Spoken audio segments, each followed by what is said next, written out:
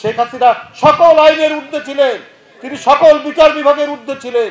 তার হাতে তিনি মনে করেছেন যে নমরুদ যেমন তার ক্ষমতা হাতে নিয়ে মনে করেছে যে তাকে আর কেউ ফেলতে পারবে না, তিনি আজীবনের জন্য তিনি একেবারে আল্লাহর চাইতেও তার শক্তি বেশি এটা মনে করেছিলেন। আপনারা তো জানেন এই কাহিনী।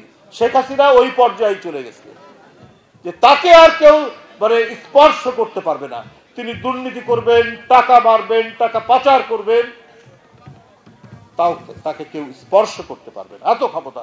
চারিদিকে আইন শৃঙ্খলা বাহিনী, পুলিশ, র্যাব, বিজিবি যাকেই তিনি নির্দেশ দেন তারাই ঝাঁপিয়ে পড়ে গণতান্ত্রিক আন্দোলনের নেতাকর্মীদের মিছিলে, তাদের উপরেই আক্রমণ হয় একের পর এক। শুধু তাই নয়, এদেশের গণতান্ত্রিক মানুষ যারা তাদের কণ্ঠের স্বাধীনতা দিয়ে প্রতিবাদ করতে চায়, ওই কণ্ঠকে স্তব্ধ করার জন্য তিনি আরেকটি রাজনৈতিক পদ্ধতি চালু করলেন। তিনি গুম নামে একটা পদ্ধতি চালু করলেন, যে বিরোধী দলের কোনো নেতা যদি কথা বলে বেশি, যদি সে বেশি প্রতিবাদ করে, তাহলে তাকে অদৃশ্য করে দাও, তাকে যেন কেউ খুঁজে না পায়।